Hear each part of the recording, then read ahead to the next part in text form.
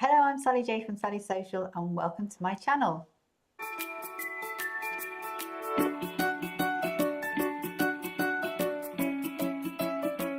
Tonight we are going to be talking to you about the 5 biggest mistakes I believe business owners make when it comes to doing business online. So it doesn't matter if you're a bricks and mortar business, whether you've got a high street store or whether you're starting out online.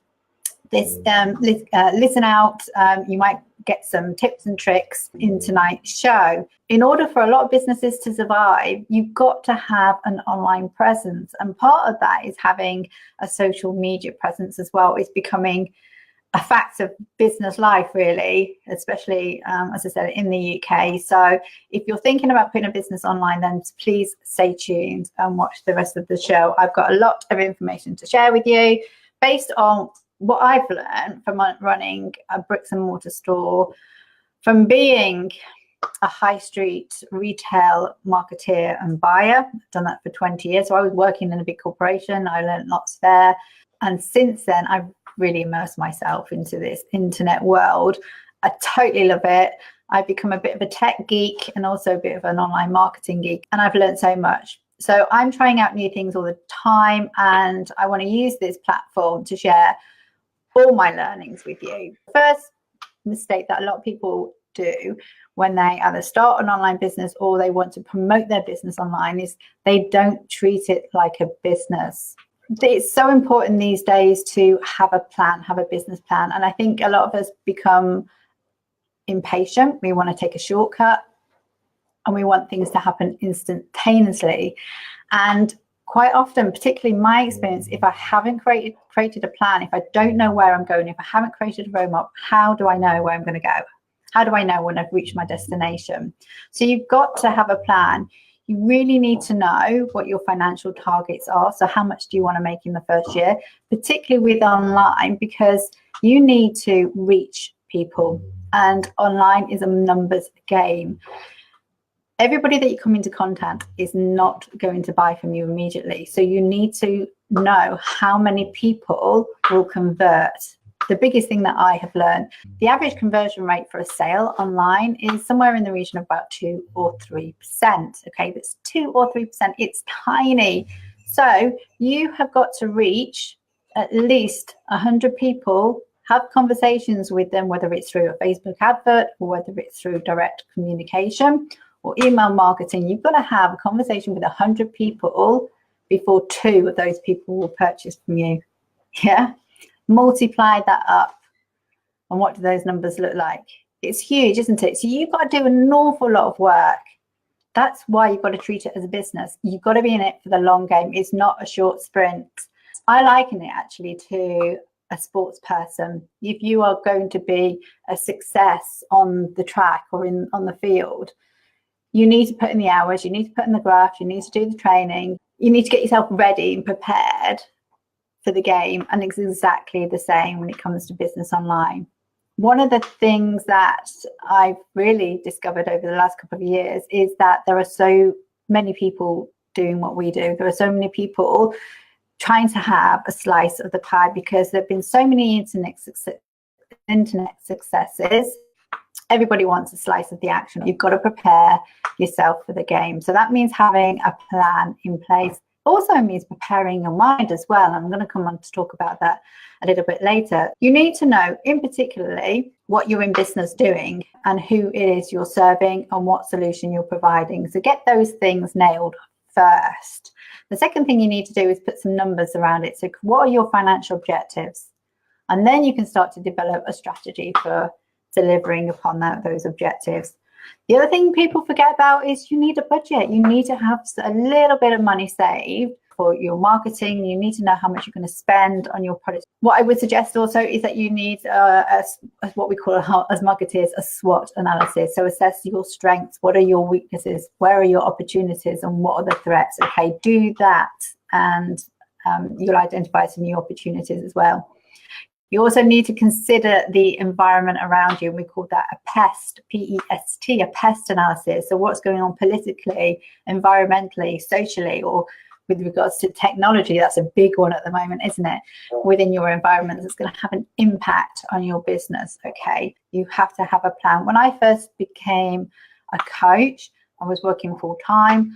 I actually did invest a lot of money on a website, and I actually got myself an accountant. Okay, so you need those things. They're basic needs, but you also need to put a financial plan in place. Okay, you can do it on a piece of paper. You don't need a fancy spreadsheet. You don't need an accountant to do it. You can just do it on a piece of paper. The other thing that you need to do as part of your overall business plan is test your idea and research it. And boy, have I fallen down there. So I thought I knew everything about everything. Being a marketeer, yeah, I thought I knew the marketplace, but I have definitely made mistakes because I haven't done my research properly. So that's number one. You need to have a business plan. It's one of the biggest mistakes and why a lot of people fall down in business. So the second one, and this is really dear to my heart, being a customer-centric marketeer, is not knowing who your ideal customer is. And quite often we produce products or services because we either feel that there is a need out there or we just like doing it. Okay, but we don't have a very clear idea about who we want to sell that product to. And we're going about it in the wrong way, really. I think that you should decide who it is you're going to serve and what solution you're going to provide for them. Yeah, so how are you going to make their life easier? If you're selling an experience, yeah, so you might be selling holidays, you might be selling gifts, jewelry, books, you're still fulfilling a need, you're still creating a solution for them. Yeah, so it's really important that you understand who it is you are targeting, because how can you target somebody if you don't know who it is? You need to be absolutely crystal clear. Now, online, we have an amazing tool, and love it or hate it, but it's the most amazing database of people in the world. Yes, it's those clever people over at Facebook, as I said, love or hate them. They have got so much information on each and every one of us, and love them or hate them, your granny is on Facebook, your auntie is on Facebook. Your dog might not be on Facebook. Your dog is probably on Facebook. Dogs have got Facebook pages. So, you know what I'm saying? The point is, Facebook is the most widely used social network out there. And Facebook have done an amazing job in terms of accumulating so much of our personal data. For marketers like myself and for business owners like you, that is worth an absolute fortune. And what's even better is that you can target people specifically with an advert advertising your product or service for very little. So you can very easily find your customer using Facebook. Without them, it was a lot more difficult. You're going to land directly in the palm of your target client's handheld device. Yep, Facebook is one way of finding your people once you've identified them, but people just don't use it. People are scared of Facebook. The other thing that people fail to do is ask. So let's say you're selling children's bamboo clothing, which is a particular niche, a particular type of clothing. Who is buying that product? Are they male, female? Generally speaking, what age group are they? What kind of income do they have? Obviously they have children. And the reason that you want to do that is because you need to talk directly to them in a way that makes them pay attention. You want to make them feel that you're talking directly to them, and that is so important. We can be guilty of just building it and expecting people to turn up and knock on our door, and it doesn't happen like that. You're on Facebook, you're on Instagram probably, you might be on Twitter, and there's just so much information. There is information overload. What you've got to do is you've got to stand out from the crowd. There's just so much noise out there. Put your customer at the very heart of your thinking whenever you're writing, whenever you're planning, whenever you're creating a marketing campaign. Put yourself in the mindset of your ideal customer, okay? So number 3, that's really close to my heart, is that a lot of business owners stick an ad out on Facebook without any marketing strategy. Okay, what are you trying to say to your customers? What message do you want them to take away from your advert? And most importantly, what action do you want them to take? And is your ad or is your marketing message or your social media post going to make them pay attention again? So your marketing strategy is, who are you communicating to and how are you communicating to them in terms of where you're going to find them? Are you going to use social media? Are you going to use other forms of paid advertising, Google ads?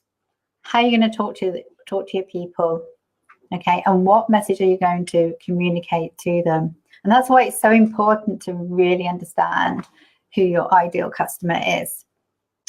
So often people say to me that they are not going to use Facebook because they don't like Facebook. Well, hang on a minute. Your audience is probably on Facebook. Or I hear, I'm not going to use Facebook because I don't understand it. You better understand it, okay? You've got to understand it, okay? And that's why I said you've got to treat your business like a business. There will be moments when you're feeling really frustrated. You've got to go get through that learning curve, or you hire a social media manager, which is why I spoke about having a budget earlier on. If you're thinking about social media, you need to have a social media strategy. So that's all part of your marketing strategy. Which social platforms are you going to be on? So that's really, really important. What message do you want to communicate to your people over there? What action do you want them to take as a result of your marketing message? And that is really, really important as well. So we're on to number 4.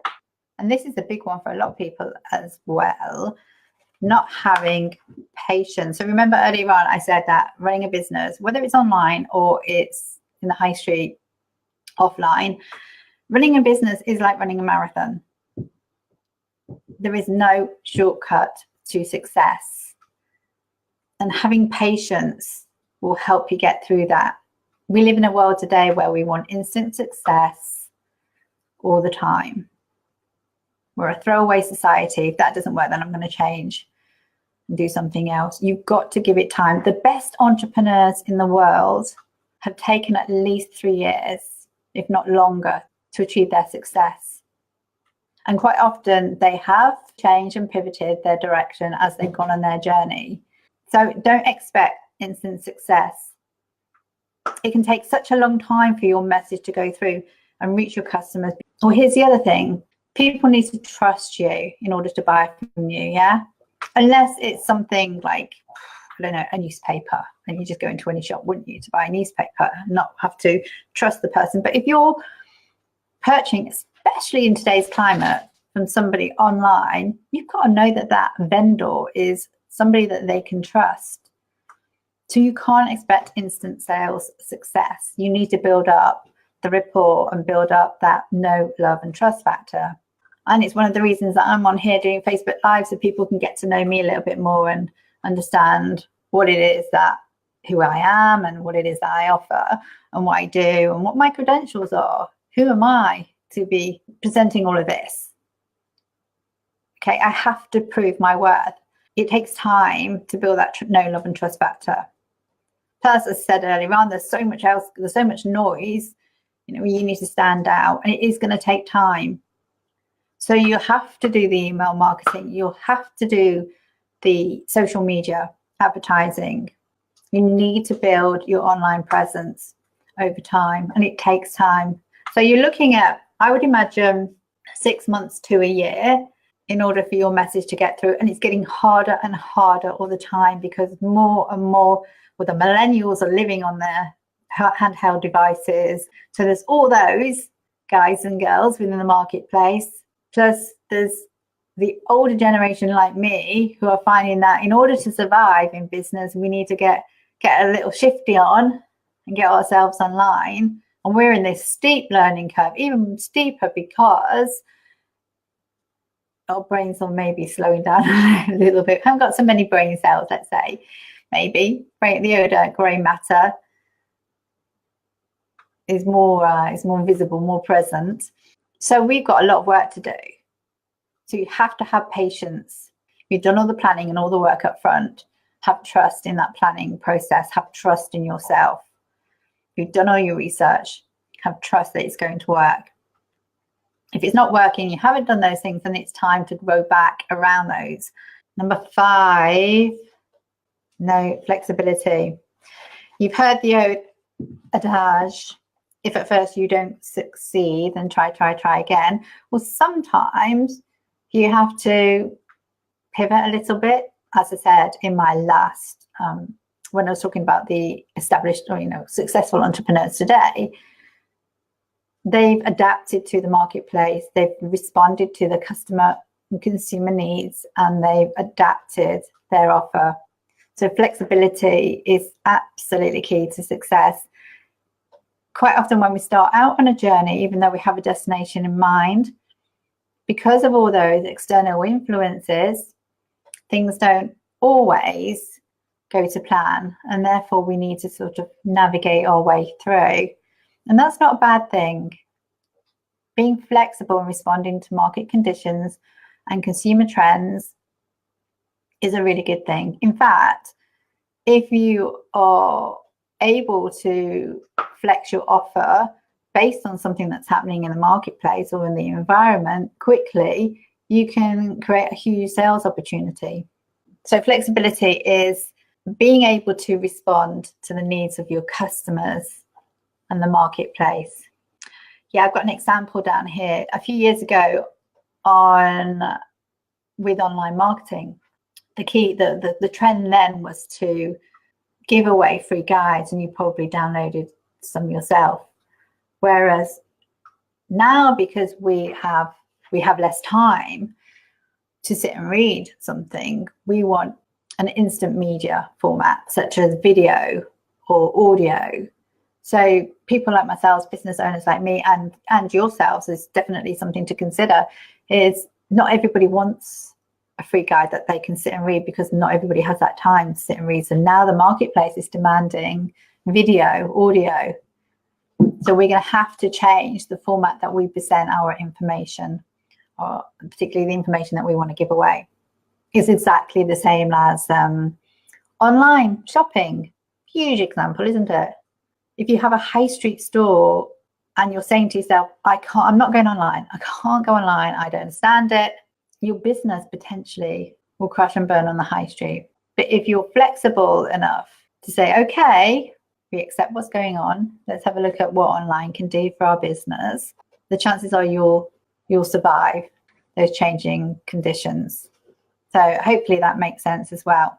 It's all about, as I said before, it's all about putting in the training and getting yourself fit for success, having the flexibility to change. So I hope that was really useful. Do let me know in the comments in the chat whether you did find it useful. I'd love to get your feedback.